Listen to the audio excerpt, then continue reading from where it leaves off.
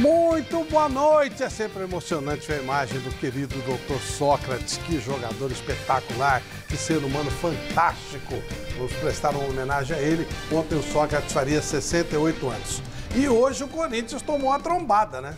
Parece que o Luiz Castro, que viria para o Corinthians, foi para o Botafogo. Luiz Castro vai para o Botafogo, largou o Botafogo, veio para o Corinthians volta para o Botafogo. Vamos discutir a respeito desse ano. Que coisa, hein? Coisa complicada. Complicada ficou a vida do Santos, que demitiu o Carille porque perdeu de 3-2 e tomou de 3-0. Grande vitória do São Paulo, dando uma folga, uma tranquilidade para o Rogério Ceni. O Palmeiras também venceu e tivemos uma grande partida, um dos melhores jogos dos últimos tempos, na final da Copa do Brasil, da Supercopa do Brasil. Um jogaço de bola. Nossa, tomara que seja sempre assim. Foi bom demais. Rápido intervalinho, a gente volta já já. Ok, amigos, de volta com Mesa Redonda Futebol Debate. Boa noite, Michele Janela. Boa noite, querido Flávio Prado. Boa noite para você que está em casa acompanhando o Mesa Redonda Futebol Debate. Olha, o programa hoje tá polêmico, hein? Tá polêmico e tem muita notícia legal. Primeiro, a nossa enquete que está no ar no site gazetesportiva.com e você é convidado a votar. Qual a motivação da busca do Corinthians por um técnico português? Por que o Corinthians está fazendo isso? Por competência dos técnicos portugueses ou por puro modismo? Então você vote lá no site gazetesportiva.com, a gente quer saber a sua opinião. E hoje tem um monte de presentes lindos para vocês aí de casa que nós preparamos, nossa produção, preparamos com muito carinho. Quer ver só? Olha só. Primeiro presente, uma camisa do Corinthians, tamanho M, mais o livro Doutor Sócrates, escrito por Andrew Downey, da editora Grande Área. Então, a camisa com o livro do Doutor Sócrates. Segundo presente, camiseta verde do Palmeiras, tamanho GG, mais o livro Recados da Bola, depoimentos de 12 mestres do futebol brasileiro, organizado por Jorge Vasconcelos. Esse livro é grande, capa dura, super bacana. Terceiro presente, uma camisa branca, retrô do Santos, manga longa, tamanho M. E o livro Almanaque do Tricampeonato da Libertadores do Santos. Então, presentão também especial. Ó que bonito livro. Capa dura também e grande esse livro. E o quarto presente da noite, ó, hoje eu tô boazinha. Tênis Adidas Run Falcon 2.0 do São Paulo, tamanho 40, mais uma bola da Topper presente da loja Gold Placa. Então, são 4 presentes. Tem presente para palmeirense, para corintiano, para santista. Quando esta campainha tocar, não é que chegou visita na sua casa no domingo à noite, você não tem que se preocupar. É que vai sair presente aqui. Mudaram a campainha? Cadê a campainha? Diferente essa campainha, eu já ia me confundir. É outra campainha. Tocou a campainha, é porque tá saindo presente. Então fique ligadinho, coloque hashtag Mesa Redonda no Twitter. Se você não tem Twitter, é só fazer um Twitter, é de graça, é prático. A gente se comunica pelo Twitter e você pode levar um presente desses maravilhosos para casa, tá certo, Flávio? Se a gente for chegar ao Trend Top, eu vou dar um presente especial pra aí você. Tem muito. Nós, né? Quer dizer, vamos armar um negócio aí bem legal. Um jantar, vamos fazer Opa, zoeira boa aí, vai ser bom, vai ser bom. Eu tenho uma grande alegria hoje, todos nós, de receber um querido amigo, grande jogador, importante treinador de futebol. Fazia tempo que ele não vinha aqui conosco, sempre que vem, repercute muito. Vamos lá. Nosso convidado de hoje tem mais de 40 anos dedicados ao futebol. Alexandre Galo começou a carreira como jogador no Botafogo de Ribeirão Preto e teve passagens vitoriosas por Santos, São Paulo, Atlético Mineiro e Corinthians.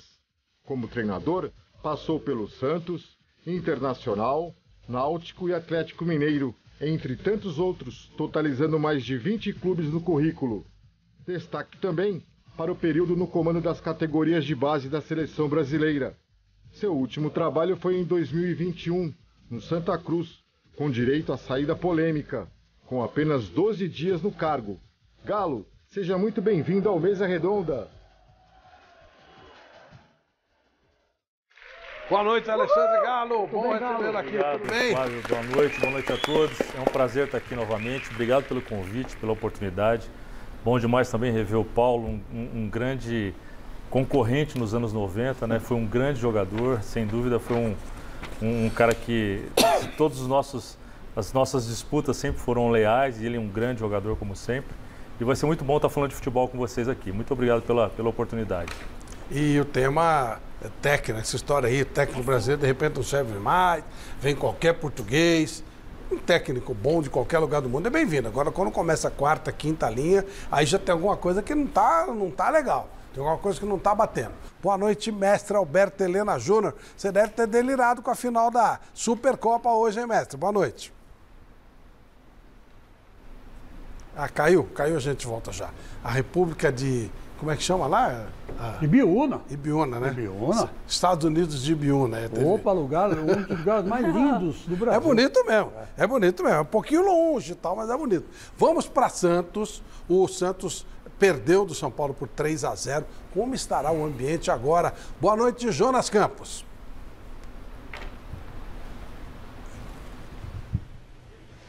Fala, Flávio Prado, boa noite para você, para todos os presentes aí no nosso Mesa Redonda, mais uma edição especial, para todo mundo que está em casa nos acompanhando. Pois é, né, Flávio? A gente já sabia antes do jogo começar que o clima esquentaria para um dos lados, né? Dois times oscilando bastante até aqui na temporada, mas a coisa complicou de vez para o Santos. Muita revolta aqui por parte dos quase 10 mil torcedores que estiveram presentes aqui na Vila Belmiro, porque o Tricolor meteu 3-0 no Peixe, gols de Éder, o Bauerman fez contra e também o Rodrigo Nestor fechou o placar. Vamos colocar então os lances dessa vitória São Paulina, que não acontecia aqui na Vila Belmiro há mais de 5 anos, pois é. O jogo começou mais pegado do que jogado, podemos dizer assim, né? Os times se estranhando um pouquinho, discussões, aquele empurra-empurra típico de clássico, né? Nervos à flor da pele, mas aos 21 minutos da primeira etapa, o São Paulo inaugurou o marcador num cruzamento na medida do Nicão, que fez grande partida hoje e cruzou na cabeça do experiente Éder.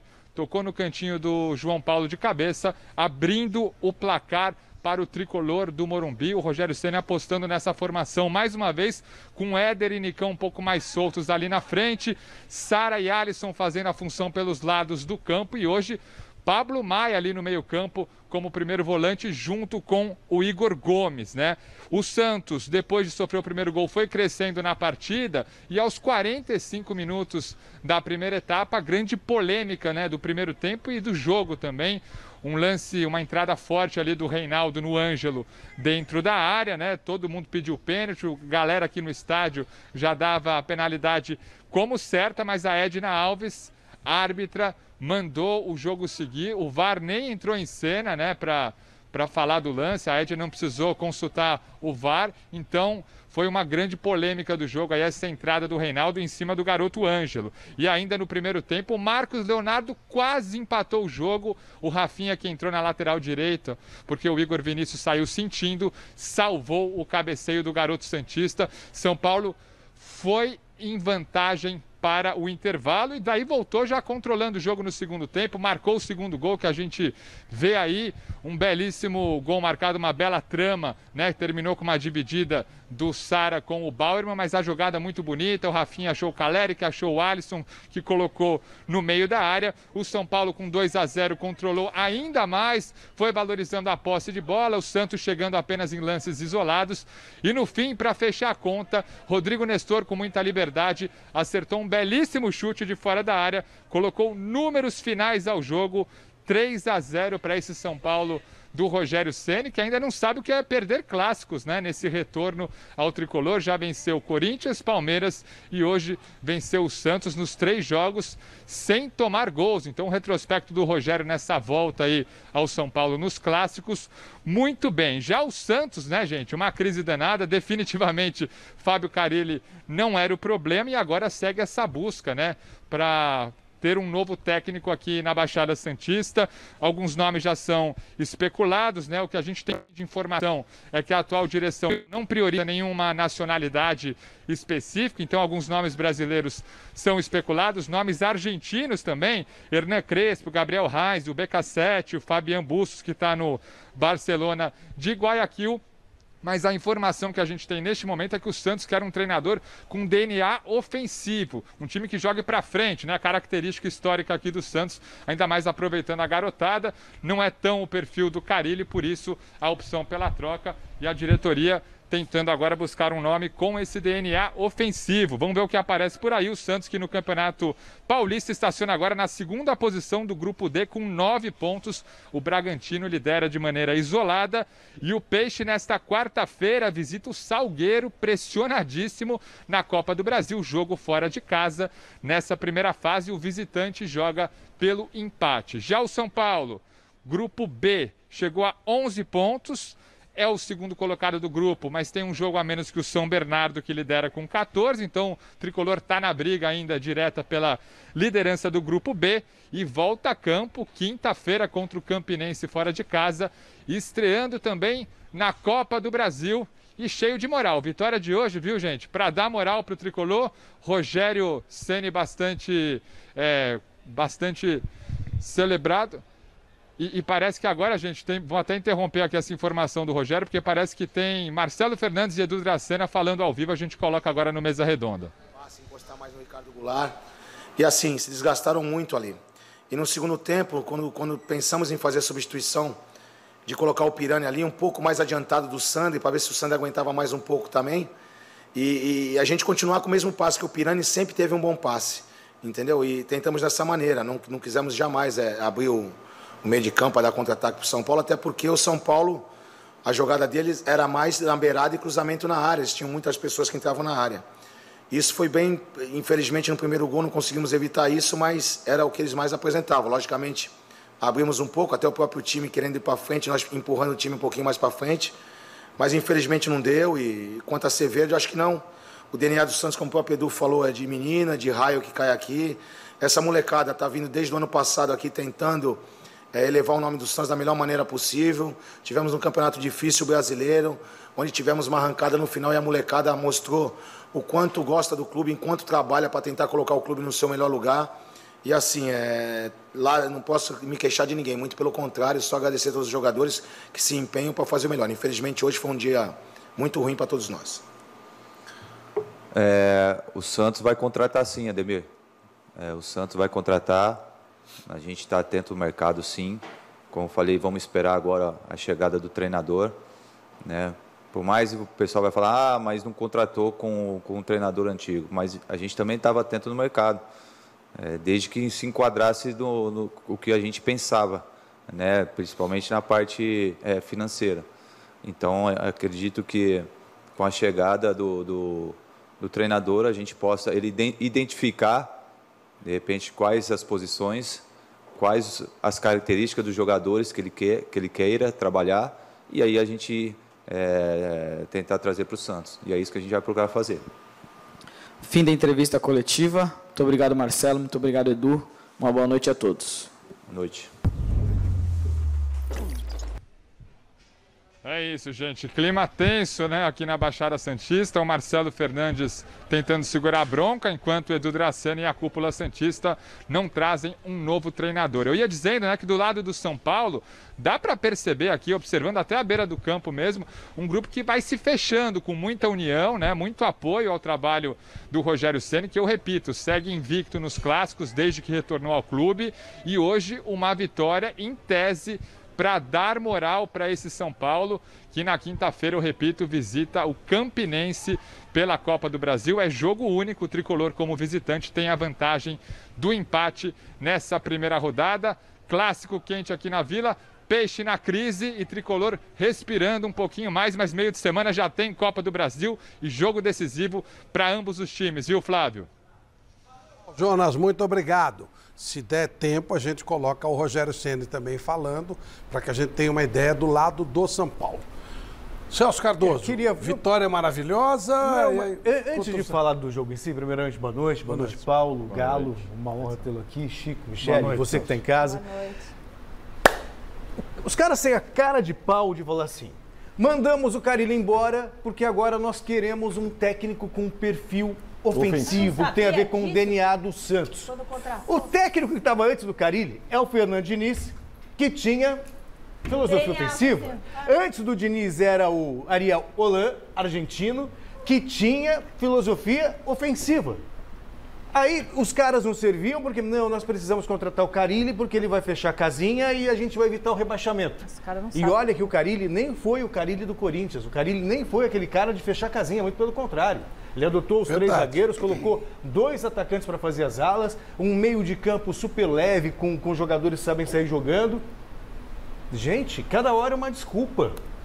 E uma falta de preparo. Então eles vão falando as coisas para justificar o injustificável. A questão é, não deveriam nem desde lá de trás mandar o treinador embora, quando mandaram o Diniz para contratar o Carille, e aí depois não mandar o Carille embora no final do ano para deixar 4, 5 jogos para perceber que o técnico não serve, que ele não tem o perfil, o DNA do clube. Desculpa, mas para mim isso é subscrever a própria incompetência. O cara, a não ser que ele acredite que as pessoas sejam idiotas e comprem qualquer discurso. Sabe? Então, eles arrumam desculpas para justificar o injustificável. E aí vão contratar, se é que vão achar um técnico, né, que atue para frente, que seja ofensivo, ele vai perder 2, 3, 4 jogos, e vão assim, não, a gente precisa de alguém que tenha um time equilibrado. Sabe? Os verdadeiros culpados sempre se protegem, né? E usam treinadores. Os católicos, os verdadeiros culpados, eles sempre se protegem. Paulo, e aí? Esse jogo da Vila, esses 3-0 do São Paulo? Bom, boa noite, você de casa, boa noite a todos da mesa. Galo, prazer tê-lo aqui com a gente. Realmente, Galo, nós tivemos aí vários embates aí, né? Sem dúvida. Né? Pode clássico bom, né? Morumbi, casa cheia. E ó, Flávio, eu não esqueço de um jogo que nós perdemos para o Corinthians, acho que numa virada, onde ele teve uma atitude de muita entrega, de muita garra, e que eu guardei isso comigo. Uma coisa verdadeira pela entrega que ele teve, uma mudança de comportamento em função da projeção dele, não só de atacar, como ele fazia, mas também de chegar e dividir. E o Corinthians pegou um espírito em cima dessa situação e eles viraram o jogo no Morumbi contra a gente. Mas sempre foram embates muito fortes e muito intensos, 2 grandes equipes, né, Paulo, na época, mas sempre muito leal. E falando nessa questão de chamar a responsabilidade, nós não podemos ficar jogando muita responsabilidade na garotada também, não. E ainda mais o Santos. Não adianta você ter um meio-campo, como hoje tem o Santos, com Camacho, Sandri, que não resolve. Você tem o Goulart, que toca de lado. Aí você joga a responsabilidade para o Ângelo, Lucas Braga. E aí fica a responsabilidade para essa garotada. Mas até quando? Precisa contratar urgente. Agora, essa questão de treinadores, eu acho que no Brasil tem bons treinadores. Galo está aqui, conhece muito bem Santos, mora lá, conhece todo mundo. Trabalhou no Santos como técnico? Trabalhei no Santos, fiz 42 jogos com 58% de aproveitamento. Olha aí. 20 vitórias, 11 empates e 11 derrotas na época. Campeonato Brasileiro, Libertadores, foi isso, 2005. Aí o pessoal está pensando em Portugal. Como jogador? Treinador de Portugal. O treinador tem em casa. Aí daqui a pouco vai entrevistar o Jorginho, você tem Dorival. Então você tem um monte de treinadores aí no Brasil que hoje podem trabalhar com o Santos. Agora eles ficam esperando. Não, veio que um vai falar, que o outro vai falar. O São Paulo foi superior. O São Paulo foi superior do início ao final. Destaque aí pro Pablo Maia, foi um jogador que menino não ser mais do time. Chamou a responsabilidade, Galo apresentava pro jogo. Então o destaque vai para ele aí. E o Saara, que sem dúvida nenhuma é o jogador que tem mantido o mesmo ritmo durante todos os jogos. Gostei. Bom, nós tocamos em Jorginho. Boa noite, Jorginho. Bom receber aqui na nossa roda. Tudo bem, meu amigo? Boa noite, Flávio. Boa noite, Paulo, Galo, todos que estão aí. Um prazer, cara, falar contigo de novo e participar do programa com vocês. E tô vendo aí que tem tudo a ver comigo, porque falar de treinador, o Galo tá aí, né, falando sobre Santos. Eu acho que é muito importante, realmente, nós, treinadores brasileiros, termos a oportunidade de falarmos alguma coisa nesse momento. Porque a coisa está ficando muito maluca, né, Jorginho? Hoje, quando você traz um grande treinador de qualquer lugar, eu acho que vale como aprendizado. Quando você começa a partir para a 3ª, 4ª, 5ª, 6ª linha, você vai queimando uma geração de treinadores. O pessoal da sua geração de treinador, você e vários outros, acabam não tendo muita oportunidade para trabalhar e fica complicado, né? É verdade, Flávio. O que eu vou falar aqui, o Galo conhece muito bem. Nós, treinadores brasileiros, quando nós chegamos num clube, Só para dizer um pouquinho da diferença que houve, por exemplo, com Jorge Sampaoli, com Jorge Jesus e tantos outros treinadores, com Gesualdo, que chegou no Santos, mas acabou também não indo bem, e tantos outros treinadores que passaram pelo futebol brasileiro e que uns deram certo, outros não, assim como os brasileiros. Mas quando um treinador brasileiro assume, primeiro que a gente não tem tanta segurança. Segundo, que nós levamos normalmente o nosso auxiliar técnico, o nosso preparador físico. Para vocês terem ideia, o Jorge Jesus, sem tirar o mérito dele como treinador, porque se trata de um excelente treinador e que teve muito sucesso, mas ele levou ele e mais 8 da comissão técnica. Com isso, você se protege completamente. Eu já estive em vários clubes em que o auxiliar técnico do clube, Flávio, me ajudou muito. Mas eu tive em muitos clubes que o auxiliar técnico do clube queria o meu lugar. Então, ele trabalhava contra mim. Isso, Jorge Jesus, Jorge Sampaoli, Gesualdo, esses caras não passaram por isso. Por quê? Porque eles chegam no clube e eles trazem 8 com eles, 7 com eles, 6 com eles, e eles tiram totalmente aqueles que estão em volta, né, e que possam, né, normalmente atrapalhá-los. Além disso, a paciência e a longanimidade com os treinadores estrangeiros é muito maior. Então, o que a gente está vendo hoje, até brinquei com a minha família, né? Eu tenho também o passaporte português, então já posso ser incluído entre os portugueses, porque tá tão na moda assim, né?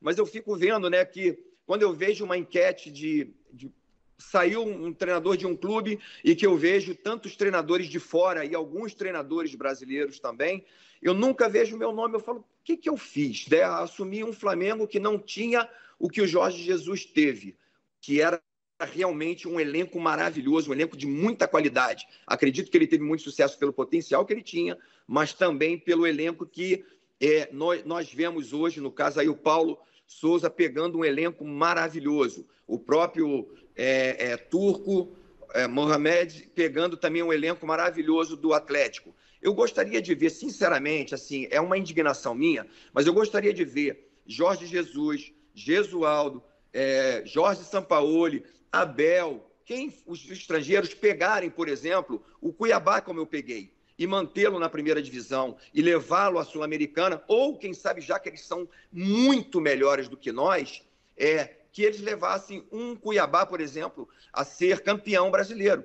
Então, eu estou vendo um desprezo, um menosprezo total a nós, treinadores brasileiros, e até gostaria de ouvir o Galo em relação a isso, porque é isso que eu sinto, né? Porque, se me der tempo, todos os trabalhos que eu fiz a longo prazo foram muito bem feitos. América foi muito bem feito porque foi a longo prazo. Seleção brasileira, muito bem feito porque foi a longo prazo, mesmo eu sendo auxiliar. Figueirense, muito bem feito, foi a longo prazo. Kashima Antas, próprio Vasco da Gama 2015, 2016 e alguns outros que não foi tão longo assim como o Cuiabá e o próprio Curitiba, mas foram trabalhos de sucesso. O que a gente quer é ter tempo para trabalhar, mas simplesmente aquilo que vem de fora realmente hoje é muito melhor do que nós, pelo menos na visão dos nossos dirigentes. Eu gostaria só de ir um pouquinho além. O Galo sabe que nós estamos treinadores, diretores de futebol, gestores de uma forma geral, estão se qualificando, estudando. Eu fiz 4 anos de licença A e licença Pro. E nós temos, então, vários diretores executivos hoje que precisam fazer licença da CBF, precisam estudar. Mas os nossos presidentes, os nossos vice-presidentes, os nossos líderes, os nossos gestores lá acima desses diretores, eles são apaixonados pelo futebol, eles amam o clube, mas eles não sabem nada de bola. Muitos deles não sabem nada de bola. E são essas pessoas que estão tomando as decisões dos clubes. E fora a bendita, abençoada, aquela maravilhosa campanha da Ponte Preta, quando foi vice-campeã da América.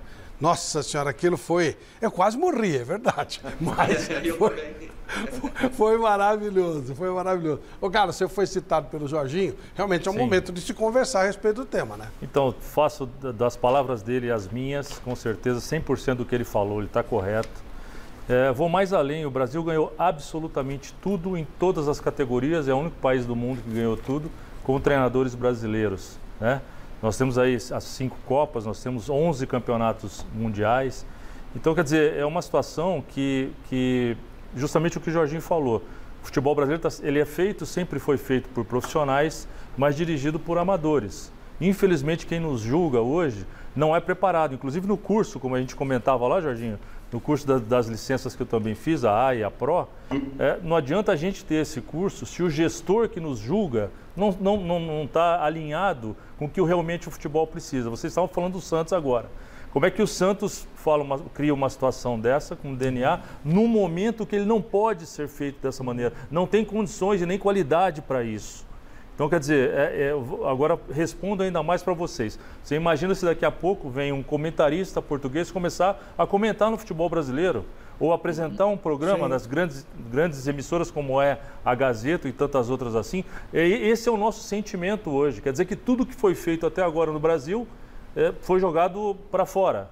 Do mesmo jeito que ele tem o passaporte português, eu tenho o italiano, vou me apresentar como italiano aqui agora. Então, muda o sotaque. Então é uma situação assim, nós somos hoje qualquer clube que caia, e a gente tem que levar muito em consideração os dois grandes trabalhos que foram feitos, que é do Jorge Jesus e do Abel. Os outros todos, comparados aos grandes treinadores brasileiros, estão muito abaixo em relação aos seus currículos. Então, quer dizer, virou uma moda, uma situação que eu acho também, Jorginho, que é uma situação que vai passar, porque não existe uma situação que perdure por tanto tempo e aí as pessoas... Porque o que acontece hoje para o gestor, o dirigente de futebol brasileiro, ele não aguenta a rede social. Para ele ter tranquilidade na rede social, ele pega e traz um cara de fora sem saber qual que é o seu estilo, o que ele ganhou, o que ele está preparado para fazer aqui dentro do Brasil. Então, quer dizer, a gente está vendo clubes... trazendo treinadores simplesmente que são do exterior, são de fora, né? Mas não tem currículo, não tem corrida, não tem conhecimento. Trabalhar no Brasil, eu falo sempre que o treinador brasileiro, ele dá nó em pingo d'água, porque você trabalhar com uma gestão não só de grupo, mas principalmente da logística que envolve o Brasil no Campeonato Brasileiro, nenhum deles estão preparados como nós estamos. Ô Chico, você imagina que o Duílio Monteiro Alves, que está se matando aí atrás do Luiz Castro, ele conhece o Luiz Castro, ele saberia dizer como é que ele joga, que estilo ele joga. Aliás, se ele olhar a fotografia, é capaz de não saber nem quem é. Mas, vamos lá, ele sabe o estilo dele, se é ofensivo, defensivo? Não, né? Não sabe. E como é que Ninguém chega no sabe, cara? Como é que chega nisso tudo? É uma imposição desse grupo que está lá, que é o grupo da Taunza, que amarrou mais ou menos o Corinthians de um jeito. Por quê? Na minha hipótese, né? É minha hipótese, viu, Duílio? Na hipótese da Gazeta, na minha hipótese. É o seguinte, amarrou ele de um jeito que ele não tem como. Está bancando boa parte do salário do William. Está bancando boa parte do salário do Paulinho. Está ajudando no Renato Augusto. Está jogando no Roger Guedes. Está jogando no Juliano. Então, os caras se veem no direito de chegar para o Duílio e falar assim, nós queremos um técnico estrangeiro, não queremos um técnico brasileiro. E esse é o erro que eu acho que a diretoria do Corinthians está cometendo. Deixar esse grupo internacional, que não tem nada a ver com o Corinthians, interferir só porque trouxe 5 grandes reforços para o clube. As coisas deviam ficar muito claras. Olha, vocês vão até aqui, nós vamos até aqui. Por exemplo, eu fico triste mesmo, de ver o Jorginho desempregado. Eu fico triste de ver o Galo desempregado. O que os treinadores estrangeiros têm de diferente do Galo e do Jorginho? Absolutamente nada. Tem um monte, viu? Tem um monte. Futebol, né? Olha, você quer ver uma coisa? É toda uma geração. Só esse Luiz Castro. Esse Luiz Castro aí que o Corinthians se matou, né? Se matou para conseguir e que agora deu um pé na bunda do Corinthians e foi pro Botafogo. Quer dizer, não conhece futebol brasileiro. Pra vocês terem uma ideia, o técnico não conhece futebol brasileiro. Porque qualquer um que conhecesse o futebol brasileiro e comparasse Botafogo do Rio com o Corinthians, aceitava o Corinthians. Nem que tivesse que pagar 7 milhões, porque o Corinthians é o Corinthians. Entendeu? O cara não conhece. Então, quem pagou a minha multa? Foi o Botafogo, foi o milionário lá americano do Botafogo. Então vai. Então eu vou pro Botafogo. E que é o Botafogo perto do Corinthians? Não é nada. Não é absolutamente nada. A grandeza que tem o Corinthians é a grandeza Achando que você está arrumando confusão. Flávio, tem uma outra coisa muito importante. Só para completar. Outra coisa. Esse Luiz Castro ganhou o quê? Não, agora, peraí. Ele ganhou o quê? Ele com o Porto, ele ganhou com a base? Série A C. terceira divisão, a segunda divisão e o campeonato da Ucrânia. Você tá pensando o quê? Garoto, legal. Tá pensando o quê? E trabalhou com jogadores brasileiros no Shakhtar Donetsk. Agora, uma coisa é você trabalhar com jogador brasileiro e outra coisa é você vir para o Brasil e dirigir um time no Brasil.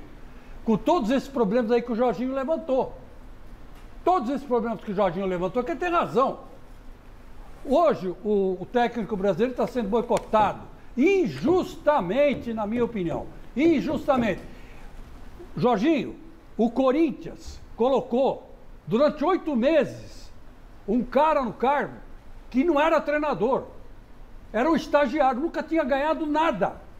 Fez aí os joguinhos lá no Lyon, na França, e veio para o Corinthians, ficou 8 meses. Classificou o Corinthians, classificou para a Libertadores, classificou. Mas qualquer um classificaria, até minha avó.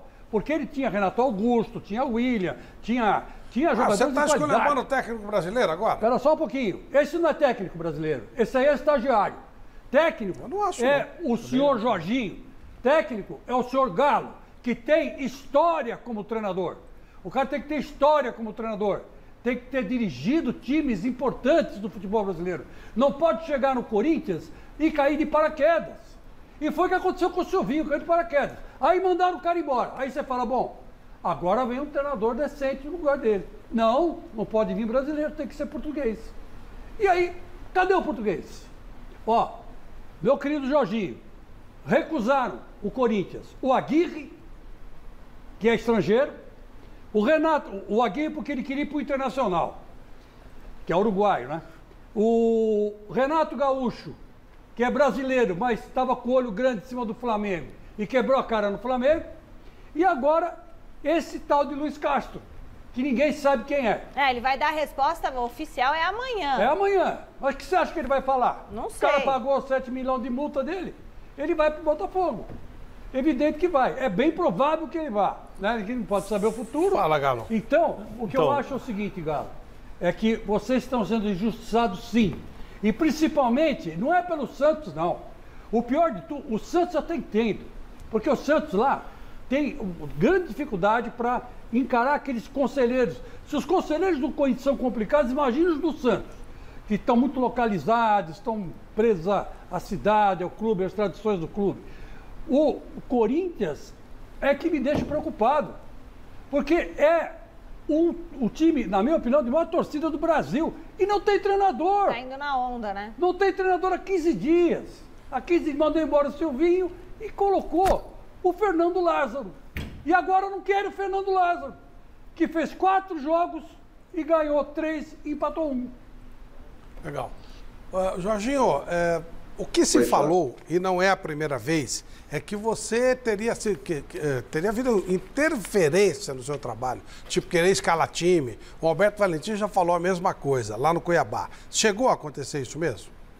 Não, a questão do Cuiabá é muito particular a situação do Cuiabá. O Cuiabá tem um gestor que é o vice-presidente, né, o Cristiano, que é um cara que conhece muito bem o futebol, é um cara que troca muita ideia com o treinador, mas chegou um momento que a decisão é minha, a decisão não pode ser dele. E eu falei para ele, você precisa confiar nos profissionais que você tem. Lá eles têm, por exemplo, o Altamiro, que é um dos maiores fisiologistas do futebol brasileiro. Trabalhou em São Paulo, trabalhou em vários clubes do futebol brasileiro, São Paulo, Fluminense, Botafogo, agora está no Cuiabá. E muitas vezes o trabalho desse profissional é colocado em xeque pelo próprio vice-presidente. Então, chegou no momento que eu falei que não, cara, quem escala sou eu. Eu tenho todo o respeito por você, você pode fazer qualquer consideração comigo, né? Conversar comigo pós-jogo, aquilo que você achou, sem nenhum problema. Mas a escalação, quem define quem entra, quem sai, o que vai se conversar, isso aí é minha. Então eu não aceito de forma nenhuma e chegou no final do ano. Naturalmente a gente teve alguns embates e a gente achou melhor, quer dizer, na realidade partiu mais por parte dele, de falar com o meu empresário, de que a gente havia tido muitos embates e achava melhor começarmos o ano, né, cada um no seu caminho, e foi isso que aconteceu no Cuiabá. Só para lembrar, quando eu cheguei no Cuiabá, ele era o vice-lanterna, né, com 4 pontos, levei a equipe até chegar na 8ª colocação, no meio do campeonato. Chegamos em 15º, classificamos, permanecemos na primeira divisão e levamos o time à Sul-Americana. Mas eu não abro mão, assim como aconteceu no Atlético Goianiense. Pode parecer, o Jorginho é um cara muito, talvez complicado. Não é complicado. Eu, como o treinador, né, o responsável pela equipe, essa área é minha. A área, o Galo sabe muito bem do que eu estou falando, o próprio Paulo Sérgio sabe muito bem, que também já teve alguns momentos como treinador. A parte tática e técnica é nossa. Ninguém pode interferir. De forma nenhuma, escalação, treinamento, a gestão de uma forma geral de todo o grupo é nossa. Então, eu respeito demais o Adson, que é, para mim, um dos melhores gestores hoje de futebol brasileiro, lá do Atlético Goianiense. Mas eu falei, quando eu saí de lá, eu falei, presidente, eu só te peço uma coisa. Você não pode dar entrevista falando, por exemplo, se a equipe jogou com linha baixa, linha alta, se pressionou, se jogamos pelo corredor. Não, você não pode falar isso. Quem tem que falar isso sou eu. Você tem que me questionar um dia após jogo, conversar comigo, aí sim eu vou te explicar o que aconteceu. Porque hoje está essa questão desse modismo. Quando eu falo, o Galo sabe muito bem o que eu estou falando. Se você hoje não sabe o que é jogar pelos corredores, se você não sabe o que é bola em profundidade, se você não sabe o que é quebra de linhas, você está ultrapassado. Mudou completamente as nomenclaturas e eles acham, os dirigentes, acham que é isso que realmente o cara sabe. Então, hoje, muitos jovens que estão estudando muito, que vêm em treinamentos lá de fora, da Europa, eles têm uma linguagem muito boa, sabem se comunicar muito bem, sabem dar bons treinamentos, mas ser um grande treinador, ser um bom treinador, não é só dar bons treinamentos. Você tem que ter um gestor de grupo, você tem que saber substituir, você tem que ter uma leitura clara daquilo que está acontecendo no jogo para que você possa intervir no intervalo, fazer com que o ambiente se mantenha harmônico. Existe uma série de virtudes para ser um grande treinador, ou pelo menos para ser um treinador. Então, o que eu estou percebendo que aconteceu comigo, por exemplo, no Cuiabá, e aconteceu também no Atlético Goianiense, com uma forma diferente, que eu falei para o Alisson, por favor, se você continuar falando da parte tática, na entrevista, eu estou fora. Saí dali como amigo dele, olhando olho no olho, por isso nós temos um grande respeito um pelo outro hoje. No próprio Cuiabá, não briguei com o Cristiano, só falei que não tinha condições de trabalhar daquela forma.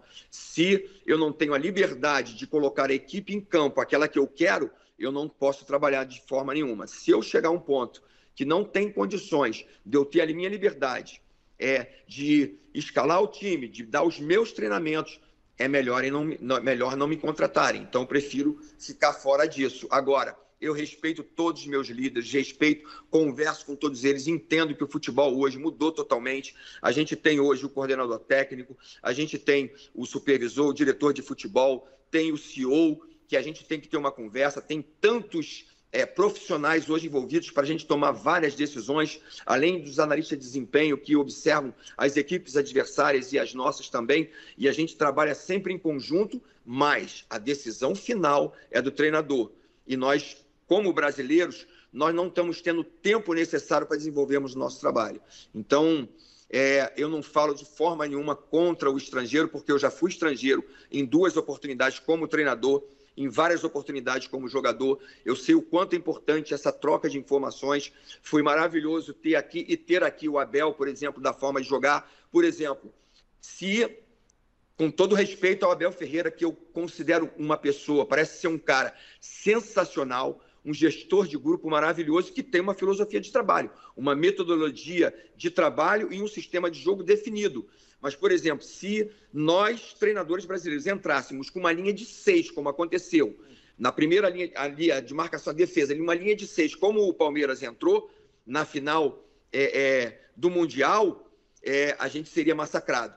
Mas o Abel, ele é estratégico, ele jogou contra o Renato e estrategicamente ele fez um gol no início do jogo e o Renato realmente não entende nada, o Abel que é um estrategista. Então, as coisas se inverteram muito, eu acho que não é por aí e nós precisamos reconhecer, como está passando aí, né, o vídeo dele, o Abel é um grande treinador, mas ele teve tempo para trabalhar, tiveram paciência com ele, tiveram paciência com o Jorge Jesus, que nós sabemos muito bem que no início do trabalho dele teve muitos equívocos, discussão com jogadores, e o que a gente ouve falar é que ele tem um relacionamento muito difícil com os jogadores. No Flamengo, como eles deram a chave do Flamengo para ele, fica muito mais fácil do cara ter todo o controle e o apoio de toda a diretoria para que você possa desenvolver o teu trabalho.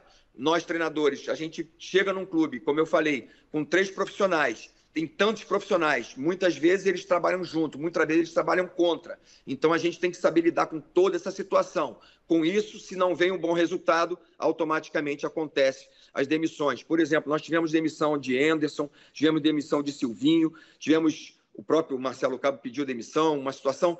Tantos treinadores brasileiros, foram 5 treinadores brasileiros, que agora não estou lembrando todos os nomes, que foram demitidos, Jair Ventura, que foram demitidos, que fizeram um grande trabalho ano passado. O Chico Lang estava falando sobre o Silvinho. Chico, só vou discordar de você numa situação.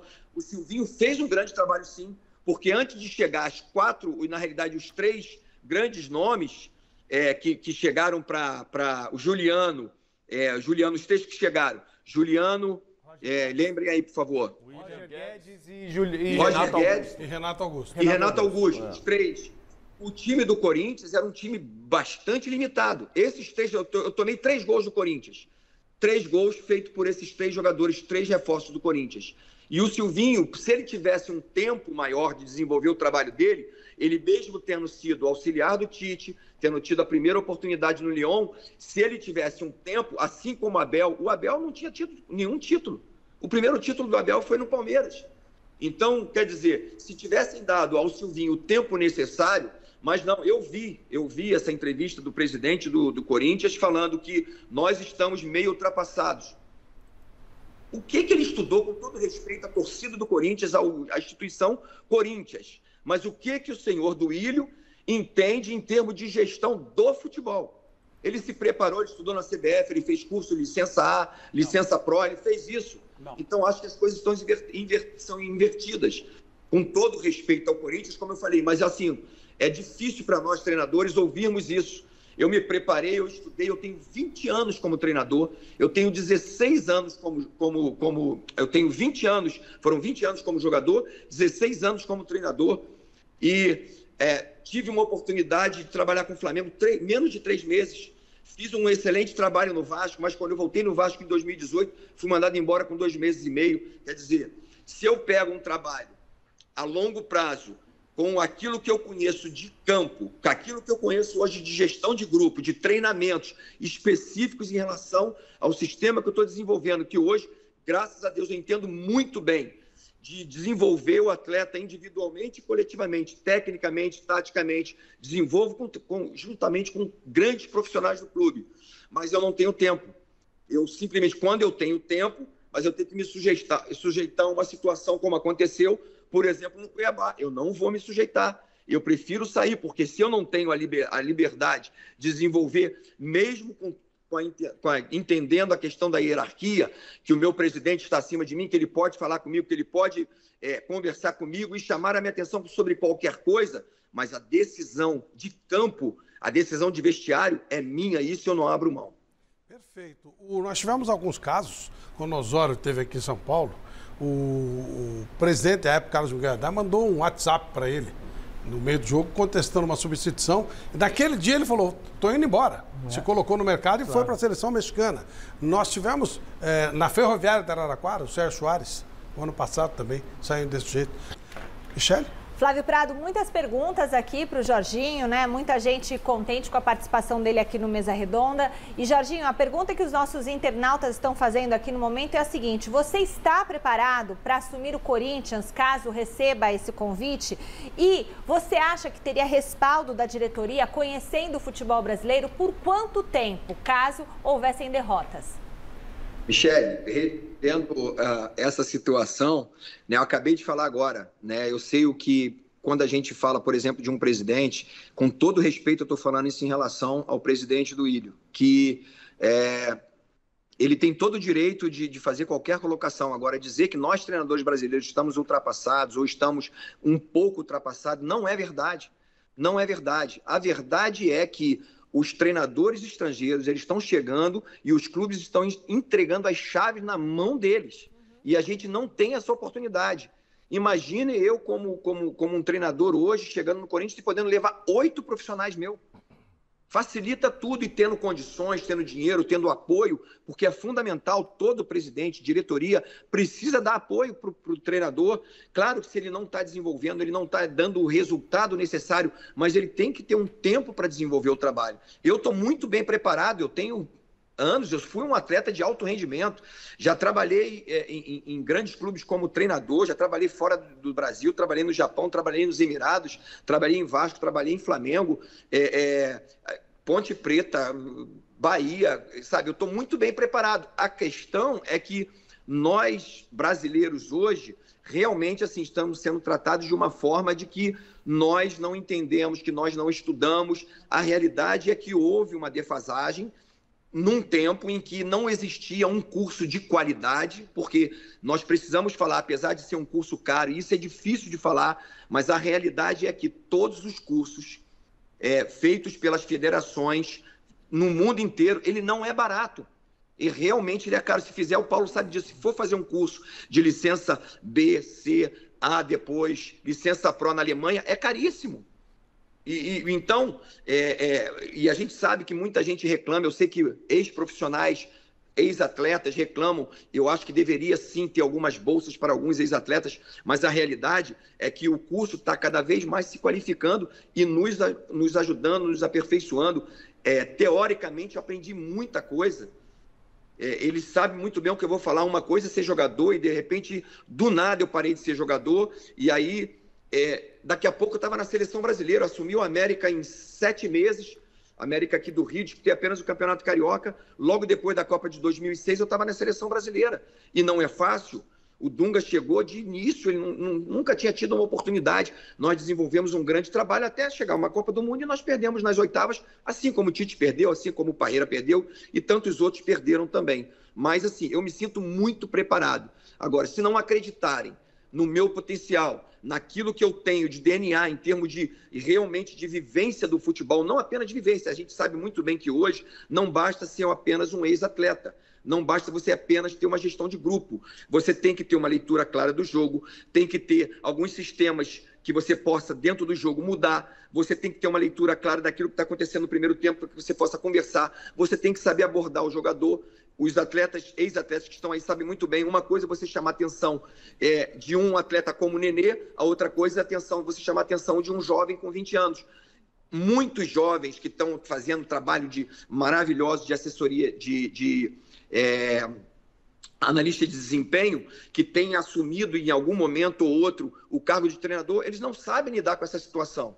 Eles não estão formados, eles não passaram por isso, eles não tiveram esse processo. E nós estamos muito bem preparados, mas, na realidade, hoje só se pensa não, vamos trazer um estrangeiro, já como foi falado, e espero que a coisa mude, como o Galo falou. Quem sabe isso aí é um momento que continue sempre. É uma onda. Eu voto em você para ser técnico do Corinthians, Jorginho. E rapidamente, Jorginho, queria aqui também, o pessoal está comentando muito nas redes sociais, o seguinte: você passou pela seleção brasileira, foi um dos líderes ali na seleção brasileira, né? Com um currículo, 62 vitórias, 18 empates e só 9 derrotas, pelo que eu dei uma levantada aqui na internet, nosso tetracampeão. Você acha que o futebol brasileiro, a seleção brasileira, está sem líderes como você na época em campo? Você acha que está faltando essa liderança em campo? Não, eu creio que tem líderes sim. Existem líderes ali, a gente percebe claramente, o Casimiro é um líder, o próprio Thiago é um líder. Existem jogadores mais experientes com liderança. Só que a gente está vivendo um momento diferente, a geração diferente, né? Então, a gente precisa entender também que o grande problema hoje para a seleção é essa troca de informações. A gente não consegue fazer jogos. Que bom que, pelo que eu estou sabendo, vai ter um jogo contra a Inglaterra. A gente precisa fazer jogos contra as seleções europeias. Eu sei que a UEFA está secando o Brasil, está secando os países sul-americanos para que eles possam ultrapassar a gente, para que eles possam ser pentacampeões, assim como a gente, hexacampeões, passarem da gente. Eles fizeram um calendário que realmente faz com que eles joguem entre eles. Então, o que está faltando para o Brasil é ter um pouquinho mais dessa experiência. Claro que nós sabemos que o Brasil está muito bem contra os países sul-americanos, mas quando nós fomos surpreendidos pela Bélgica na Copa do Mundo passada, nós realmente ficamos para trás. E é possível, nós temos um grande treinador na seleção que tem tido um grande desempenho, tem tido realmente grandes resultados, e para nós brasileiros, treinadores brasileiros, vai ser muito bom se a seleção brasileira tiver sucesso, porque o Tite tendo sucesso, todos nós teremos também. Legal, Jorginho, muito obrigado por nos atender, vindo a São Paulo, faça uma visita pessoalmente aqui pra gente. Foi muito bom falar com você, um grande abraço. Outro, Flávio, para todos aí, abração, beijão, Paulo, meu irmão, te amo, meu irmão, também, Deus te abençoe aí, amém. Galo, fica com Deus, Chico, tudo de bom para vocês, valeu. Um abraço, parabéns pela coragem, hein? Legal. Parabéns pela coragem. Grande Jorginho. Falando nisso, maravilhoso. Parabéns. O Corinthians jogou ontem em Ribeirão Preto ainda com o Fernando Lázaro. Vamos ver como é que foi. Botafogo e Corinthians lá em Ribeirão Preto. E o Timão, com vários reservas em campo, chegou com perigo pela primeira vez aos 26 minutos de partida. Jogada individual de Gustavo Mosquito. Aos 39, Cantillo cobrou falta, Roger Guedes escorou no segundo pau e Raul Gustavo apareceu na área para empurrar a bola para o fundo do gol. 1-0 Corinthians. Botafogo não se intimidou e quase empatou 4 minutos mais tarde. Thiago Reis recebeu belo passe na área, se livrou de Cássio, mas Raul Gustavo fez o corte e mandou para escanteio. Os donos da casa voltaram do intervalo com fome de gol e mais uma vez chegaram perto com Hélio Paraíba após cobrança de escanteio. E aos 22, o Botafogo saiu do quase. Jean Vitor cruzou e dessa vez, Hélio Paraíba acertou a cabeçada para deixar tudo igual no estádio Santa Cruz. 1-1, placar final. Em relação à equipe que iniciou o jogo, entendíamos que era mais prudente fazer algumas alterações e também, aliado a isso, a possibilidade de oportunizar atletas que vêm sendo menos utilizados, que estão crescendo também nesse momento da temporada, para terem minutos, enfim, e construindo dessa forma uma equipe com um bom potencial para fazer um jogo e vir aqui buscar um resultado de vitória, que era o nosso objetivo. Mas acredito que foi um bom resultado dentro de todas as condições, um gramado também mais alto e seco, que também tirava velocidade, dificulta ainda mais construir com uma equipe assim, com uma equipe que atua assim. Mas, no geral, satisfeito com o jogo que nós fizemos. Nós vamos falar do Corinthians, vamos falar do novo técnico, que ainda parece que não será o Luiz Castro, mas vamos conversar sobre isso. Senhores, e a decisão? Surpreendeu o técnico português Luiz Castro optar pelo Botafogo e não pelo Corinthians? Bom, eu sou exímio defensor de treinadores brasileiros. Eu também. Eu não contrataria nenhum treinador de fora. Estava até conversando com o Galo aqui, esse negócio de ficar contratando treinador de fora, para mim, eu acho que primeiramente nós precisamos ter respeito com os treinadores que nós temos no Brasil. Né? E não é só dirigentes, não. Até mesmo nós da imprensa aqui temos que ter respeito com os nossos treinadores. Então, o Galo vai poder falar aqui o que aconteceu com ele no ano passado no Botafogo, no Santa Cruz. Falaram para ele que ia dar inúmeras oportunidades, jogadores, aí chega e não acontece. Aí pega, velho, Luiz Castro. Eu não concordo. Não ganhou nada. O que você falou, não ganhou nada. Por que vai estar no Corinthians? Temos tantos treinadores aqui que já ganharam tanta coisa, já demonstraram tanta coisa. Por que não dar oportunidade para eles? Então, eu sou contra isso aí. E o Corinthians até que jogou bem. Foi um jogo, eu acho que o Fernando Lázaro fez algumas modificações. Foi no momento pertinente, pôr a garotada para jogar. Tem que ser assim. O campeonato aí é desgastante também, porque o clima também atrapalha bastante. Segundo tempo entrou os titulares ali. O Botafogo colocou uma retranca. Mas eu creio que o Corinthians está no caminho certo aí. Agora, vamos esperar o treinador, que não pode ficar demorando muito tempo não, né, Flávio? O Galo, você falou aliás, o Jorginho falou, né? Sobre o treinador de fora vem com toda a estrutura. Sim. Quando você pega um time, tem isso? Não, então, eu acho que ele foi muito cirúrgico na fala dele, ele foi perfeito, foi até um desabafo que eu acho que todos nós gostaríamos de estar na pele dele. O que ele falou foi realmente o nosso pensamento. Nós temos até um grande grupo lá do curso da Licença Pro, que é tratado essa situação lá dentro. Mas eu acho que essa fragilidade também, Flávio, ela não se dá não só na rede social, não só na questão dos dirigentes, ela está se dando também dentro dos atletas. Eu vou te explicar o porquê. O treinador ele vem de fora hoje com uma multa rescisória de 10, 11 milhões, como teve um treinador que veio para o Atlético Mineiro com uma multa de 11 milhões de reais. E a gente chega assim fragilizado num clube com 1 ou 2 auxiliares, às vezes sem multa, às vezes com uma multa de 1 salário, de 2 ou de 3, como o Carille chegou lá sem multa no Santos para trabalhar. Então, quer dizer, o atleta dentro da cabeça dele, ele tem uma equipe que é o seu entorno. E se ele não está jogando, essa equipe atua de alguma maneira. E geralmente, quando pega-se um treinador desse que vem com um lastro financeiro de uma multa muito grande, sabe-se que ele realmente tem a chave do clube. Então é correr ou correr. Quando chega um treinador brasileiro fragilizado dentro do seu próprio contrato, geralmente o jogador, eles ligam aquela palavra que acho que não está na hora de falar ainda, que é o foda-se. O alto...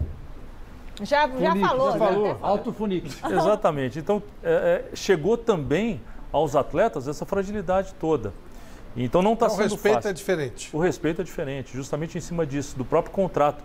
Você chegar numa equipe, você chegar com uma equipe de trabalho, com uma multa rescisória muito alta, sabe-se, a imprensa sabe, a rede social sabe, o entorno dos dirigentes também sabe que vai ser difícil tirar esse treinador num primeiro momento. Então dá-se o que o Paulo falou, tempo de trabalho, condição para se trabalhar, parcimônia dentro dos resultados. Então é isso tudo que a gente quer, uma igualdade de condição. Não sou contra, também trabalhei como Jorginho no Japão, na Arábia Saudita, no Emirados Árabes e fui muito bem recebido. Como a gente também quer recebê-los, desde que tenham-se conquistas, currículos maiores do que os nossos. É isso aí. Agora menores fica difícil você aceitar.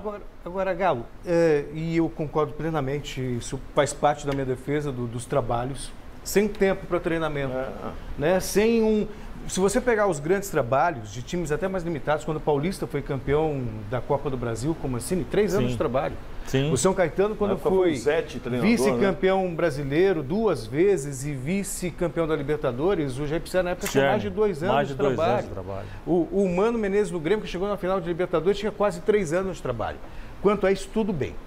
A questão é que muitas vezes, por causa dessa pressão de não ter tempo de trabalho, e o treinador depender de resultado, a maioria começou a só fazer jogo feio. Eu vou fechar a casinha, porque eu não posso perder, se eu perder eu perco emprego, e isso acabou também se tornando um ciclo, que para mim justificou muito a contratação de treinadores estrangeiros. Sob o pressuposto que, além do tempo que eles passam a ter, eles não têm vínculo nenhum aqui, nem com imprensa, nem com dirigentes, nem com torcida, então se mandar embora não mandou. E aí, com esquemas mais corajosos, mais ofensivos, tirando um ou outro treinador brasileiro que é fiel a essa convicção, faça chuva, faça sol, tiver que ser demitido, vai ser demitido, como foi o caso do Fernando Diniz, que está aí, sem trabalhar, e as pessoas metendo pau porque não tem resultado.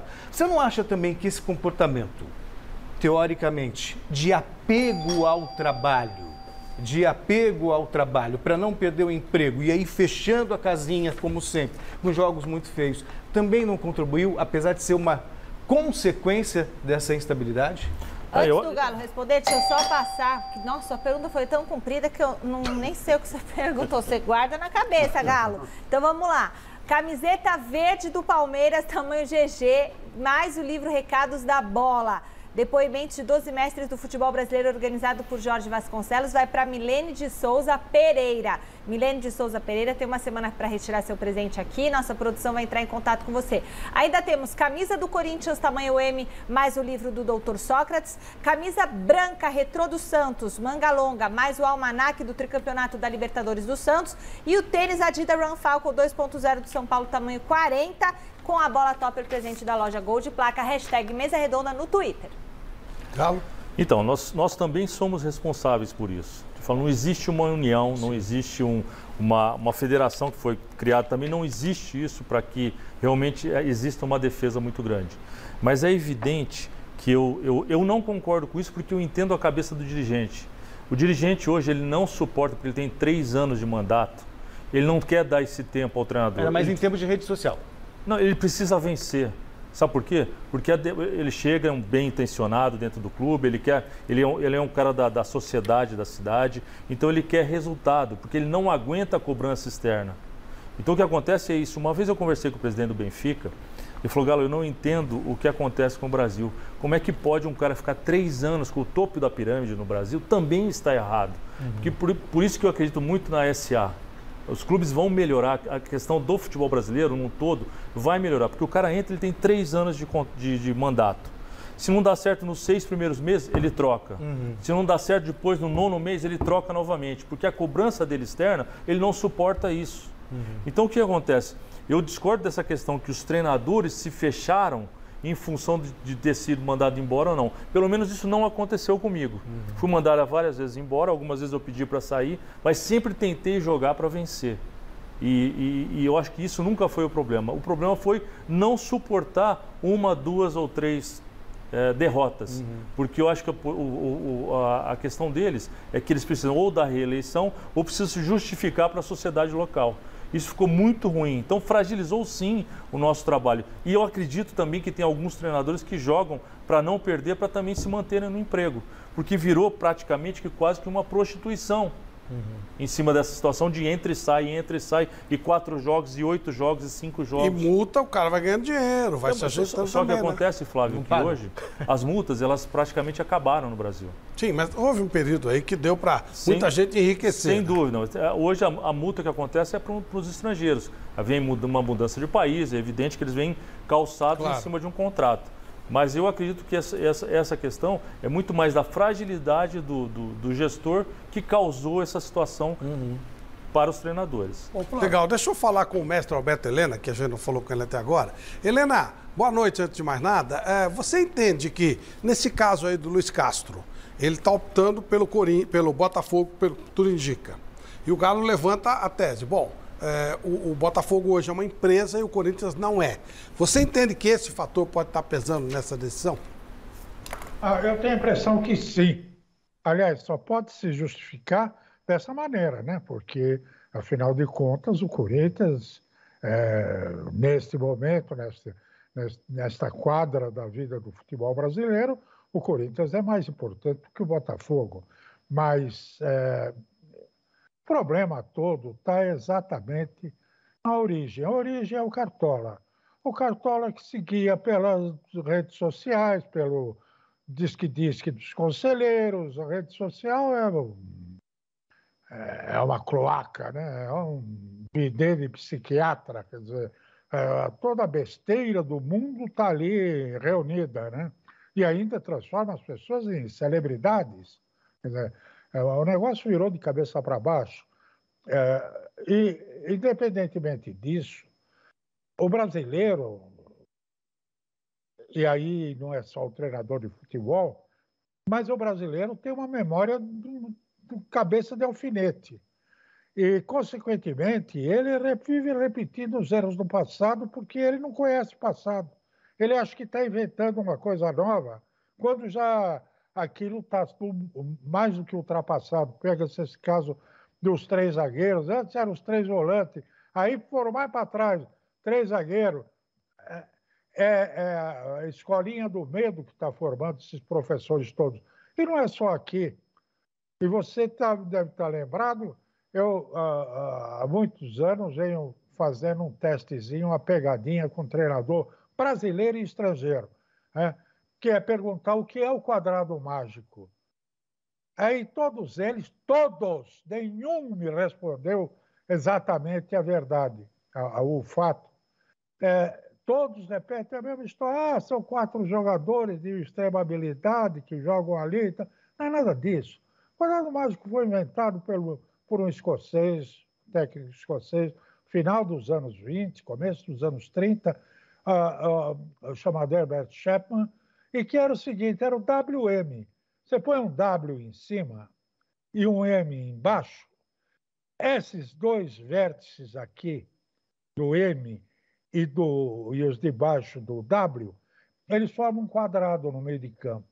São os dois apoiadores, os dois médios apoiadores e os dois meias que armam o jogo, os meias de ligação. Esses viram um quadrado mágico porque depende da posição em que eles vão, cada um deles assume. Às vezes viram um retângulo, às vezes viram um triângulo, às vezes um losango, entende? Por isso que é quadrado mágico. Mas os caras não sabem nada disso. Eles não sabem que o WM é a base de todos os outros sistemas que vieram depois. E vive falando em equilíbrio quando, na verdade, eles jogam com 7 atrás e 3 na frente. Que equilíbrio é esse? De 10 jogadores, 7 atrás e 3 na frente, não é equilíbrio, é desequilíbrio. E tudo por conta dessa questão de ser demitido a qualquer momento. Eu acho que a questão é mais profunda e tem muitas vertentes. Legal. Bom, é o seguinte, em cima disso, dessa história de treinador, vamos pegar especificamente o Corinthians e vamos fazer um mano a mano. Eu acho que as ideias aqui, Chico Lang vai defender uma tese oposta à de Celso Cardoso, sobre ficar Fernando Lázaro ou vir um treinador de fora, um treinador externo. Então vamos lá, mano a mano no ar.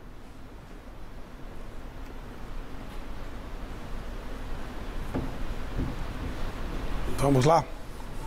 Bom, vamos, Chico Lang, você tem 1 minuto para você defender a sua tese, que é pró-permanência do Fernando Lázaro, correto? Exatamente. 1 minuto, tempo contando lá. Bom, eu tenho algumas razões. Primeira razão, 4 jogos, 3 vitórias e 1 empate.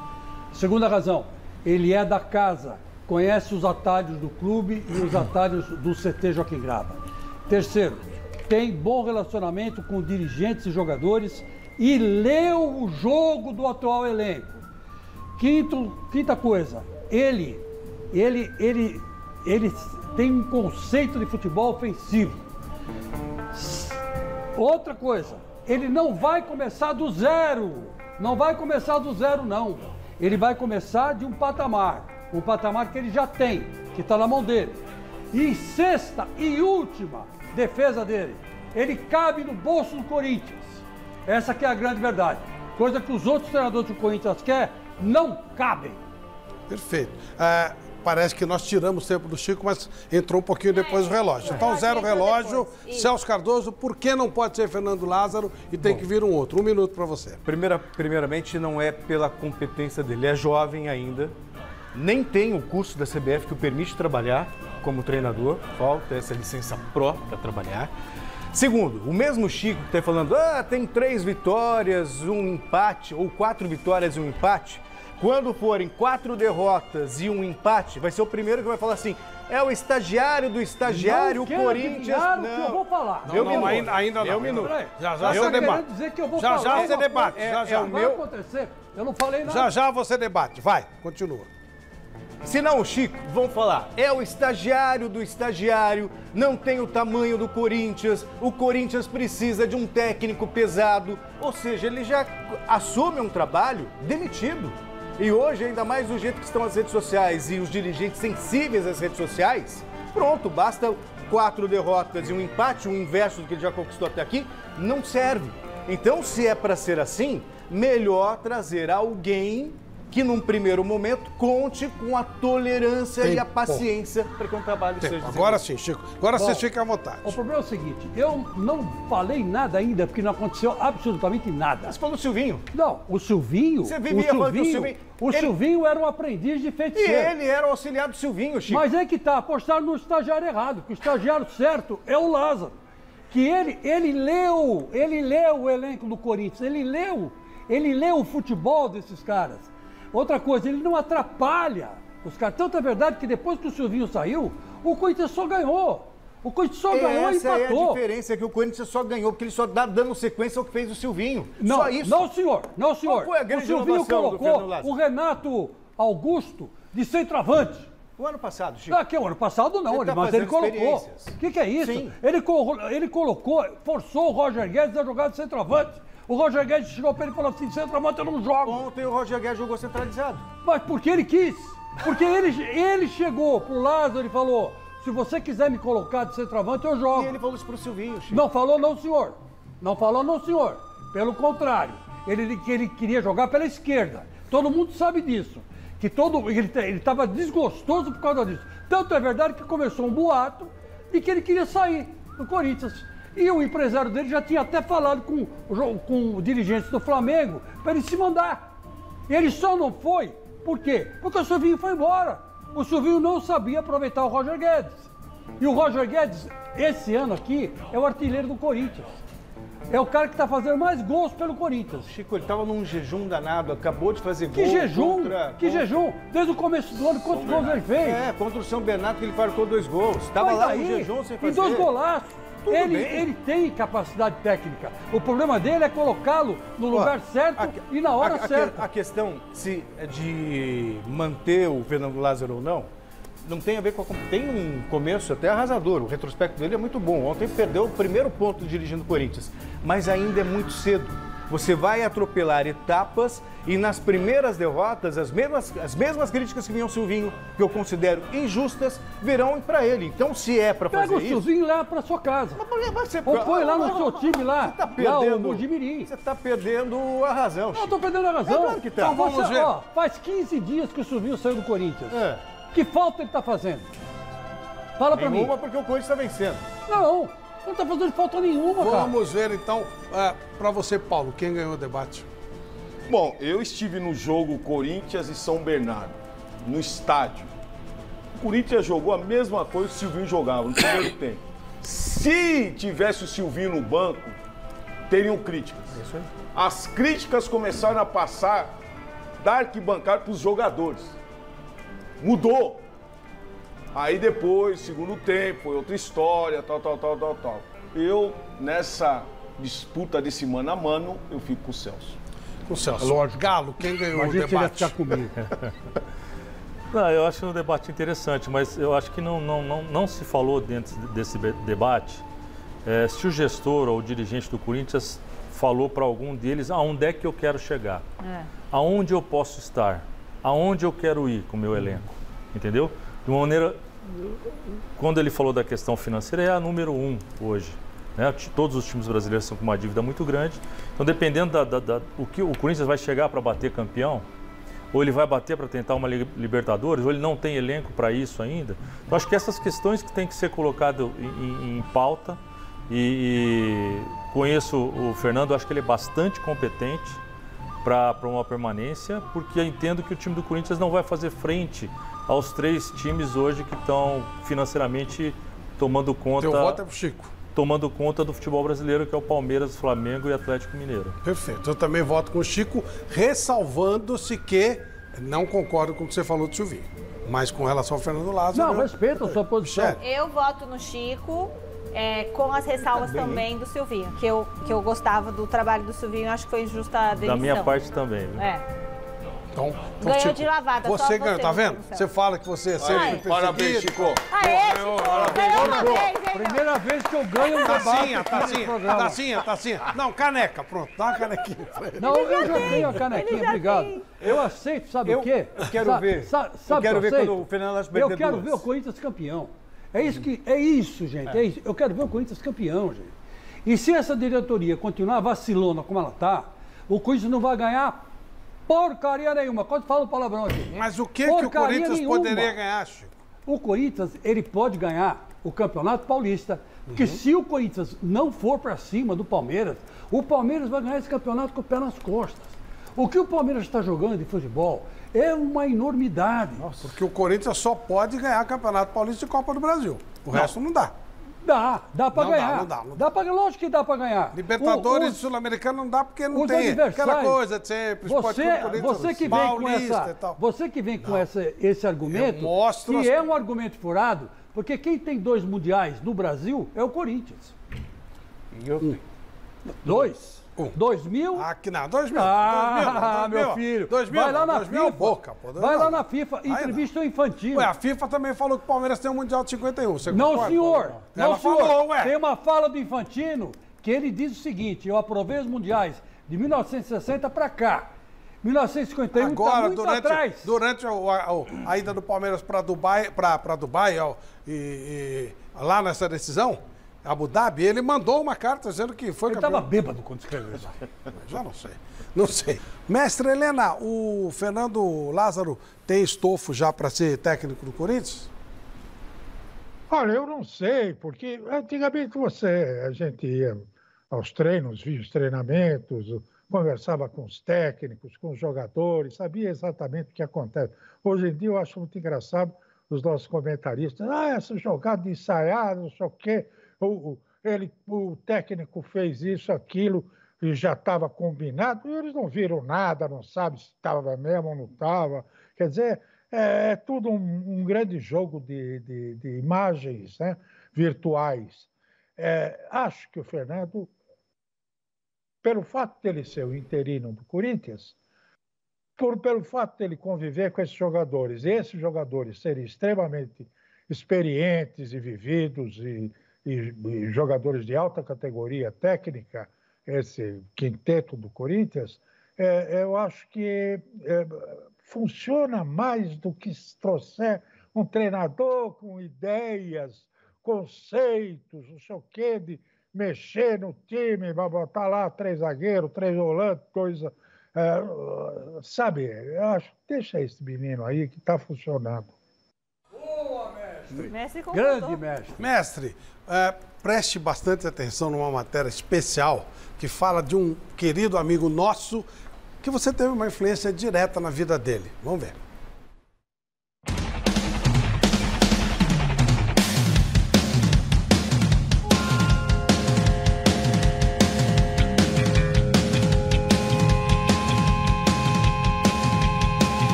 A história futebolística de Sócrates certamente já daria um belíssimo livro sobre aquele que, para muitos, é ídolo máximo do Corinthians. Capitão da inesquecível Seleção Brasileira de 1982, gênio da bola. Mas, por incrível que pareça, tudo isso é pouco, muito pouco, para falar de alguém que transcende o futebol. Eu diria que Sócrates era um dos jogadores, se não o jogador mais revolucionário da história do futebol. Porque Sócrates era uma pessoa que foi muito além do futebol. O escocês Andrew Downey, autor do livro Doutor Sócrates, sabe muito bem que falar de Magrão é falar do ativista político, do líder e idealizador da democracia corintiana na década de 80, de um artista, de um incansável lutador contra a ditadura militar e de um médico que quase abdicou do futebol. Quase. Chegou no momento que Sócrates estava terminando da faculdade, ele se formou um médico e ele tinha que decidir, vou ser jogador de futebol ou vou ser médico? Então, o Alberto Helena escreveu coluna falando sobre essa decisão que Sócrates tinha que tomar. E ele falou, não, a gente quer ver Sócrates como jogador, porque Sócrates é um jogador especial, é um talento incrível que a gente precisa dele como jogador.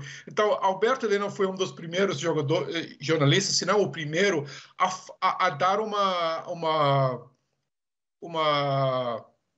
repercussão nacional para Sócrates. Sim, minha gente, o nosso mestre Alberto Helena Júnior ajudou a mudar a história de Sócrates e do futebol. Não há efeito sem causa. Em uma carta que convidava Alberto Helena para a cerimônia de formatura da Faculdade de Medicina, Sócrates escreveu, abre aspas, muito por sua causa, decidi pendurar o diploma e calçar a chuteira. Gratidão de gênio para mestre. Nesse último sábado, Sócrates completaria 68 anos. O Corinthians é muito mais que um clube de futebol. O Corinthians é uma religião, é uma grande nação, mas muito mais que isso. O Corinthians é uma voz. O Corinthians é uma força. É uma forma de expressão que a sua população tem, como forma de contestação de tudo aquilo não lhe é dado de direito.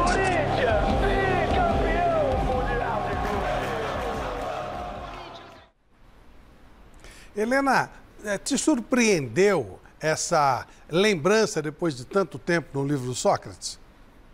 Não, porque o Dom esteve aqui em casa para escrever sobre um outro tema de futebol e tal, e tivemos um papo muito bacana e tal, e ele depois se aproveitou dessas informações, né, que são absolutamente verdadeiras. Aliás, vale dizer o seguinte, quando eu recebi o convite para a formatura dele com esse recado de que ele iria pendurar o diploma e calçar chuteira, eu fui à federação, era férias dos clubes e tal, eu fui à federação, encontrei por acaso na sala do presidente Metidieri, encontrei o presidente do Botafogo de Ribeirão Preto e o do São Paulo, que era o Henri Aidar, né?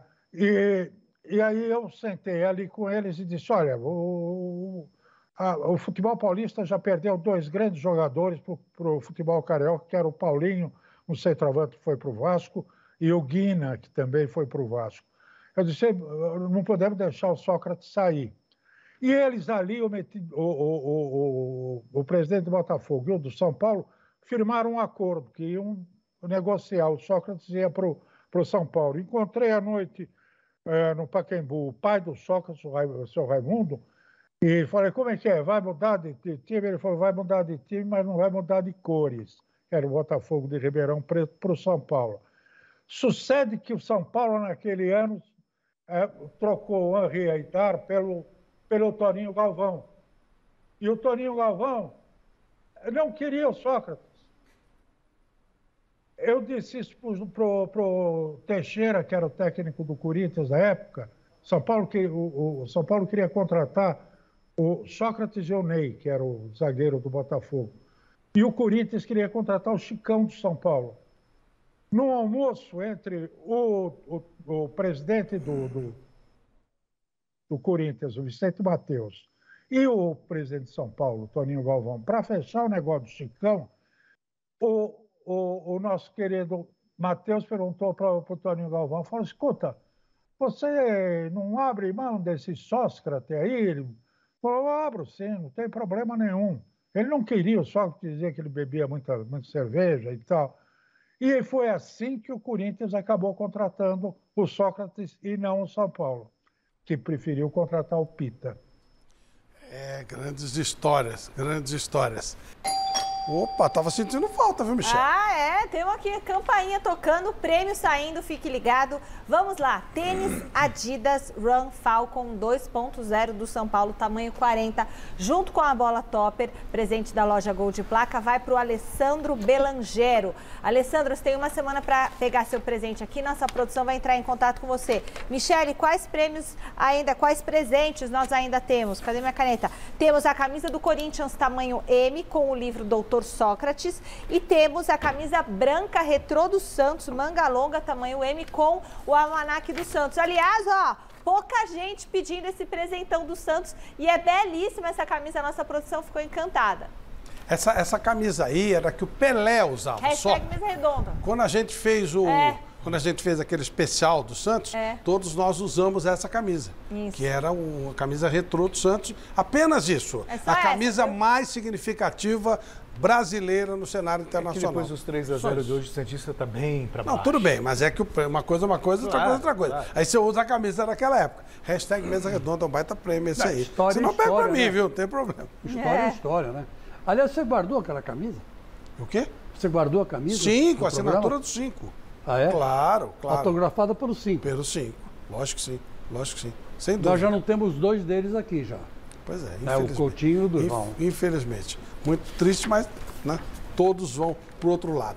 O vice-campeão do mundo jogou ontem contra o Santo André e venceu. Vamos ver. Até o palmeirense menos atento percebeu logo de cara que o técnico Abel Ferreira escalou o que tinha de melhor à disposição para o jogo desse sábado entre Palmeiras e Santo André. A volta de quase todos os titulares depois da derrota para o Chelsea no Mundial de Clubes tinha um motivo bem claro. A preparação para o primeiro jogo da final da Recopa Sul-Americana, quarta-feira em Curitiba contra o Atlético Paranaense. O Gustavo Scarpa, o Zé Rafael e o Luan, os 3 machucados, foram as ausências diante de um Santo André que começou com tudo no Allianz Parque. Mas quem de fato mexeu no placar durante a partida foi o Palmeiras. O Carlão tocou a bola com o braço dentro da área. O VAR acionou a arbitragem de campo e depois de muita demora revendo o lance, o juiz Thiago Lourenço de Matos marcou pênalti para o Verdão. O Rafael Veiga chamou a responsa e marcou o 17º gol dele em 17 cobranças de pênalti pelo Palmeiras. A vitória poderia até ter sido mais elástica se o Jailson não tivesse perdido essa chance incrível. E se o Murilo não tivesse parado nessa bela defesa do Jefferson Paulino. 1-0 para o Verdão, ainda invicto no estadual. Com esse resultado aqui no Allianz Parque, o Palmeiras chegou aos 16 pontos na liderança do Grupo C do Campeonato Paulista. E de quebra, o Verdão iniciou super bem uma sequência duríssima de jogos. É que daqui até o dia 20 de março, o Palmeiras vai fazer 8 partidas em um mês. Pra vocês terem uma ideia, o Chelsea só hoje é que fez o primeiro jogo deles, não é? Só hoje é que fez. Nós já vamos com o segundo. E nós temos que fazer o que sempre fizemos, é gestão de energia para jogar na máxima força. Na minha opinião, criamos um volume enorme de oportunidades e o caminho é este. O Galo, você já elogiou o Abel aqui no programa, sim, mas o Palmeiras foi timidamente para Abu Dhabi. No meu modo de entender, é aquela coisa de, né, quem tem medo, tá melhor não, né? Mas você achou que era isso mesmo? Tinha que ser assim mesmo? Só me permite, eu tenho que falar do Sócrates, porque eu sou nascido em Ribeirão Preto, tive a oportunidade de jogar com ele e entrar de mascotinho com ele também, né, quando era muito jovem, então meu ídolo, e acabei me tornando jogador em função de ver o Sócrates. Você foi mascote dele? Não, eu com 10 anos entrava de mascotinho, inclusive naquele ano de 77 que o Botafogo fez uma campanha muito boa. Sim. Meu pai e os amigos alugavam um ônibus para ir com os filhos assistir jogos, em todos os jogos daquele ano do Campeonato Paulista, eu fui assistir com ele. E depois, quando no final da carreira dele, eu com 20 anos, em 87, jogamos juntos, quando ele voltou para o Botafogo de Ribeirão. E o grande ídolo da minha vida, não podia deixar isso aí passar, porque sou muito amigo da família, joguei com o Raí também, toda a categoria de base junto com ele, depois no São Paulo também, enfim. Só queria fazer essa menção pela... Eu chego no Corinthians em 83, eu ia lá para arquibancada, saía do terrão, acabava o treino no terrão e ia lá assistir eles treinarem. Ele no auge, né? No auge, em 83. E aprendeu, né, Paulo? E aprendeu. Mas porque você sai para ver. Eu tive a alegria de acompanhar esse processo da democracia corintiana do primeiro ao último dia. Que terminou com a saída do Mário Travalini. E o Zé Maria, o pai do Fernando Lázaro, assumiu. Não que o Zé não fosse... É que mudou, daqui para frente acabou o sistema e o Zé Maria parou de jogar e assumiu o time. Foi um negócio temporário. Mas voltemos ao Palmeiras. Não, então, eu acho que, por exemplo, você me perguntou do Mundial, né? Eu acho que ele jogou de uma maneira que eu acho que, pelo elenco que ele tem, o time que ele tem, ele poderia jogar um pouquinho mais ofensivo, tentar um pouquinho mais contra o Chelsea, né? Eu faço sempre a analogia do futebol com o boxe. Quando você vai enfrentar um cara mais forte que você, se você ficar nas cordas, você vai apanhar muito. Tem que tentar acertar o queixo dele de alguma maneira, em algum momento. Eu acho que o Palmeiras tem elenco para jogar um pouquinho mais à frente, como foi no Mundial, mas respeitando muito, que é claro, a gente daqui de fora faz um comentário às vezes de uma maneira um pouco covarde, porque não está vivendo o que ele estava vivendo lá dentro como treinador. A minha observação é essa, mas acho que o trabalho dele realmente é muito bom, é consistente e tem feito um trabalho... Eu acho que o Palmeiras é uma equipe junto com o Flamengo e com o Atlético que vai fechar, principalmente o Campeonato Paulista, concordo com você em relação de ser o grande... Acho que é difícil, favorito do Campeonato Paulista. Difícil tirar o título deles. É difícil, muito Mas difícil. Mas você acha que o Palmeiras conseguiria jogar com o Chelsea como jogou contra o Al-Ahly? fazendo a marcação lá na frente? Então, eu acho que ele poderia marcar lá na frente. Ele cometeu um erro no primeiro tempo, que foi tentar sair jogando contra um time muito forte fisicamente. Perdia a bola com inconstância. Você tenta sair jogando 1, 2, 3, perde, a tua confiança vai lá embaixo. Então, eu achei que o Palmeiras errou no primeiro tempo em tentar sair jogando toda hora contra uma equipe tão forte na tua marcação, pressão como é o Chelsea. Eu acho que ele poderia jogar essa bola e brigar pela segunda lá na frente. Então, acho que isso diminuiu, porque o Palmeiras tentava sair jogando, o lateral esquerdo sempre jogava a bola, o Chelsea retomava e vinha e tomou sufoco o tempo todo. E na retomada, principalmente com o Rony, que talvez seja um dos jogadores mais rápidos do futebol brasileiro, foi meu atleta, inclusive, no Náutico, ele não conseguia passar na velocidade pelos zagueiros do... E se limitou a marcar. Exatamente, se limitou a... Então, eu acho que ele poderia ter um enfrentamento, um embate um pouquinho mais no campo do Chelsea. Eu acho que isso que faltou para o Mundial, vendo de fora, sem respeitando, a lógica, as ideias dele lá dentro. Mas você acha que daria certo esse tipo de jogo? Tentaria, porque quando for jogar contra uma equipe que ele poderia perder. Então ele teria que ter um pouquinho mais de chance de acertar o queixo do adversário. Você não acha que também os jogadores do Palmeiras, no caso do Dudu, por exemplo, teve uma grande oportunidade e bobeou na hora de... Isso muda o jogo. Você faz um gol, muda o jogo. Categoria, né? Mas eu acho que essa questão do primeiro tempo, principalmente, perdeu totalmente a confiança, que o Palmeiras não conseguiu sair de trás, não conseguiu sair com essa bola dominada. Tanto que no início do segundo tempo só deu Chelsea. Exato. Então eu acho que... Não, a leitura perfeita. Minha opinião. Carlos, no seu modo de entender, chegar no patamar desses 3 times, que eu estou citando, são os 3 grandes do futebol brasileiro. Estou falando hoje. Estou falando de história. Você acha que pode? Não, eu acho que Palmeiras, Atlético, Flamengo, eu coloco num nível muito diferente. Muito acima. Eu também, concordo com você. Eu acho que o Corinthians tem uma boa equipe, mas não tem um elenco para suportar uma competição tão longa como é brasileiro, intercalada com Copa do Brasil e Libertadores. Não tem condições para isso. Tem que se limitar a entender que não está no patamar dos outros. Os outros podem jogar com seu segundo time, ainda tem quase que uma terceira equipe, a ponto de enfrentar qualquer equipe no Brasil. Porque o grande desgaste do futebol brasileiro é você conviver, que o Flamengo foi muito feliz na vinda do Jorge Jesus, que até então não se fazia, era voo fretado para todos os jogos do Campeonato Brasileiro. Essa é a grande dificuldade que tem o futebol brasileiro. Hoje quase todo mundo está operando dessa maneira, mas eu acho que a grande dificuldade vai ser o Corinthians jogar domingo, quarto e domingo, num nível alto, como essas 3 equipes vão poder jogar. Vai fazer um outro jogo, mas depois não consegue, né? Não consegue. Infelizmente, eu sou obrigado a concordar com você. Vou na paixão, né?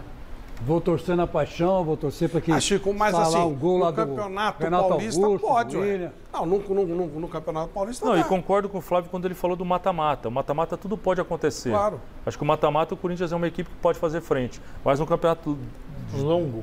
Eu acho que o brasileiro esquece. Eu acho que vai ficar entre os 3. Não, e outra coisa, nós vimos um Flamengo que ele não utilizou Marinho, não utilizou Pedro, não utilizou Andréas Pereira, e foi um jogão. Pô. Então você vê que... Quantos desses poderiam ser titulares? Então, sem dúvida. Todos eles. Infelizmente, é aquilo que você falou. Hoje, contra o Atlético, foi melhor do Flamengo. Quando o português fez as mudanças, ele colocou um time meio esquisito em campo. Eu falei, ué, que coisa. Entrou o Diego, entrou o Vitinho. Mas os caras jogaram bem, jogaram muito bem. Ele adiantou o Everton Ribeiro e fez uma linha de 4. Ele tirou... Vamos ver então esse jogo, vamos dar uma olhadinha, que foi um baita de um jogo, com um monte de pênalti, teve tudo de emoção. Foi bem legal, como foi, aliás, no ano passado também. A decisão da Supercopa do Brasil valeu a pena, vamos ver.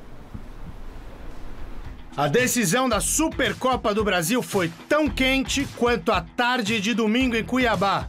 O Atlético Mineiro, campeão brasileiro da Copa do Brasil, enfrentou o Flamengo, vice do Brasileirão, na Arena Cuiabá em uma disputa cheia de reviravoltas.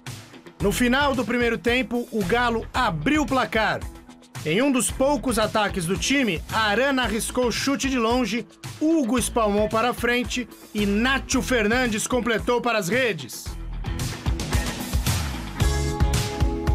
O Flamengo respondeu no início do segundo tempo. Everson salvou a cabeçada de Bruno Henrique, mas não conseguiu evitar o empate de Gabriel.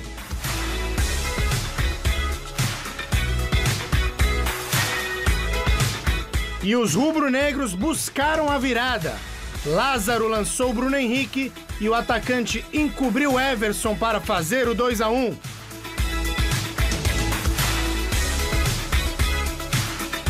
Mas o Galo forte e brigador não se rendeu. Hulk dominou dentro da área, puxou para a perna direita e soltou o canhão. golaço do artilheiro e final empatada mais uma vez. A igualdade persistiu até o fim da segunda etapa e o título foi decidido nas penalidades. A disputa ainda reservou muitas emoções, foram nada menos que 12 cobranças de cada lado.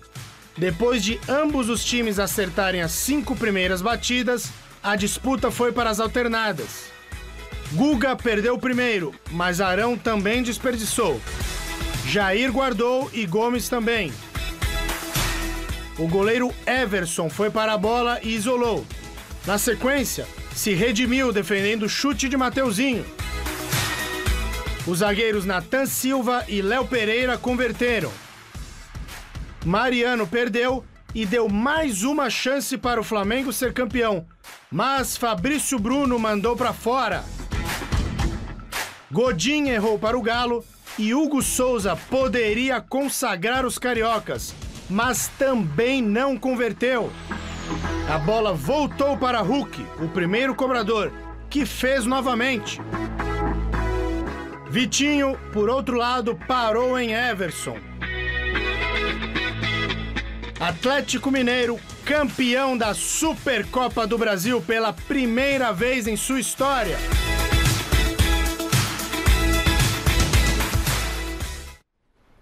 Jogão, todos nós aqui concordamos que os três estão no outro patamar. Mestre Alberto Helena, os 3 grandões do Brasil são Flamengo, Palmeiras e Atlético. Nesta ordem, que ordem você colocaria? Qual o melhor, o segundo melhor e o terceiro melhor? Essa é dura, viu? Mas eu fico assim. Eu gosto mais do Flamengo, pelo grupo de jogadores, de atacantes que ele tem. O Atlético é um time que jogou muita bola, não sei como é que vai ser com esse turco aí, não. E o Palmeiras em terceiro lugar, pelo elenco que tem, pelas conquistas, mas é o futebol mais discreto dos 3. É a performance, o desempenho mais distante da capacidade que o Palmeiras tem para jogar. O Messi colocou Flamengo primeiro, Atlético segundo, Palmeiras terceiro. Chico Lang. Eu coloco o Atlético Mineiro como primeiro, porque eu acho que, mesmo com esse turco chegando, né, o Mohamed, o Atlético Mineiro já está jogando junto há 3 anos, a grande verdade é essa, não mudou uma vírgula no elenco e é um time muito competitivo. Hoje, no primeiro tempo, o Flamengo perdeu 3, 4 gols feitos. E a única chance que o Flamengo teve, né, o que o Atlético teve, o Atlético fez 1-0. Então, eu acho que é um time muito competitivo, vai dar muito trabalho. O segundo time eu coloco o Flamengo, exatamente pelas mesmas razões que o mestre disse. É um futebol bonito, vistoso, gostoso de se ver e tem um elenco de extrema qualidade. E para o terceiro eu coloco o Palmeiras. Que é um time competitivo também, mas é um time que joga muito fechado. Isso é gosto de cada um. Michele. Eu vou de Palmeiras. Primeiro Palmeiras. É campeão da Libertadores, semi do Mundial e você ri. Eu vou de Palmeiras, vou de Atlético e Flamengo. Terceiro Flamengo. Legal. Galo. Bom, eu acho que o Flamengo tem os melhores jogadores. Então, de dentro para fora, eu acho que dentro do campo o elenco do Flamengo é melhor. Em segundo lugar, eu colocaria o Palmeiras, porque eu acho que segundo plano é o treinador, que já está lá há bastante tempo, tem um conhecimento muito grande do elenco, parece de fora também, novamente, sem ser covarde no comentário, que ele exerce uma liderança muito grande sobre o grupo. É verdade. Então, eu acho que eu ficaria em segundo com o Palmeiras, em terceiro com o Atlético, também uma grande equipe, mas está com um treinador novo, mas eu acho que é inferior aos outros dois. E o turco, quem vai ter um tradutor?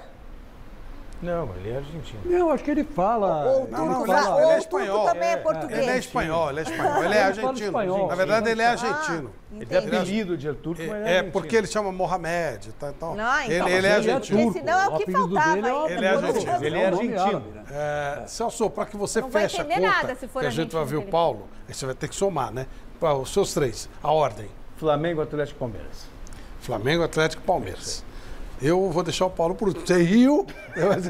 Para mim é Atlético, Palmeiras e Flamengo. Nossa, ninguém acha que o Palmeiras é o primeiro, só eu. Mas eu acho que é o segundo. Paulo. Bom, falou-se muito no elenco do Flamengo. Banco de reservas do Flamengo hoje, Diego Alves, Mateuzinho, Isla, Léo Pereira, René, Diego, Andréas Pereira, Vitinho, Lázaro, Marinho e Pedro. Só o banco de reservas, sem falar de Bruno Henrique, sem falar Rascaeta, Everton Ribeiro, Gabigol, sem falar esses nomes aí.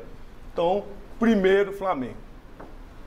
O Atlético, se não fosse o Godinho trazer zagueiro de fora, foi falha do zagueiro ali, viu? Porque se fosse outro, se fosse o brasileiro ali, já eu estar falando mal. Né? Em que gol que você achou que foi falha? No segundo gol do 2-1 do Flamengo. Foi 2-1, né? Aí eu vou Palmeiras, depois Atlético. Então, Flamengo, Palmeiras e Atlético. Como é que ficou a sombra? Vamos fazer o seguinte, vamos dar 3 pontos para o primeiro, 2 para o segundo. Ótimo, boa. Tá? E ele que vai somar, ele não sabe matemática. Vai fazer matemática? Enquanto isso, Michele, vamos dar prêmios, né, para os nossos amigos. Vamos dar prêmios. Pode tocar a campainha aí. O pessoal ficou animado e os presentes saíram. Olha só, a camisa do Corinthians, tamanho M, e o livro Doutor Sócrates, escrito pelo Andrew Downey, da editora Grande Área, vai para o Denilson Pandolfo, tá bom, Denilson? Uma semana para pegar seu presente aqui na TV Gazeta. A produção vai entrar em contato com você. E já vou dar outro presente. A camisa branca retrô do Santos, manga longa, tamanho M, com o almanaque do tricampeonato da Libertadores, vai para o André Lima Franco. A mesma coisa, uma semana para você pegar seu presente aqui na TV Gazeta, a produção entra em contato com você. E aqui na internet, o pessoal diz o seguinte, que essa procura do Corinthians por um treinador português é modismo, Flávio Prado. É modismo, não é por competência, é por modismo. É só mostrar o passaporte que estão contratando. Então falaram para contratar o seu Manuel. Tem o seu Manuel, tem o seu Valdomiro. Vamos? Joaquim. Tem o Jorginho, que o Galo também, né? Não, você é italiano, né, Galo? Italiano ainda não entrou na moda, agora tem que ser português. Italiano custa muito caro. Então vamos lá, somando tudo, Flamengo em primeiro, 16 pontos. Certo. Atlético Mineiro em segundo com 14, Palmeiras em terceiro. Mas é o que? Votou o quê? Melhor time? Não, a ordem. Os três são os três maiores do Brasil. Todo mundo concorda, o Galo falou, todo mundo concorda. Em que ordem? Qual é o melhor, o segundo? Por que você põe o Flamengo em primeiro se o Flamengo perdeu aí tudo que disputou? É porque você considera elenco, você considera jogadores, time... E títulos não, né? Não entendo vocês. Eu não votei no... Para mim o Flamengo foi em terceiro. Não entendo vocês. Para mim foi Atlético, Flamengo, Atlético, Palmeiras e depois Flamengo. Entendi. Não ganhou nada ano passado também não, né? Não é só para lembrar. Mas a cobrança para esse ano é outra, né? A cobrança em cima dos jogadores. O ano passado o São Paulo e o Flamengo ganharam o estadual e mais nada. Vocês são tudo baba-ovo do Flamengo. Mas esse ano aqui a cobrança é grande. Bom, não sei. Aguardemos. Queria ver se o Palmeiras fosse campeão mundial, vocês não iam votar no Palmeiras. Capaz de não votarem também no Palmeiras.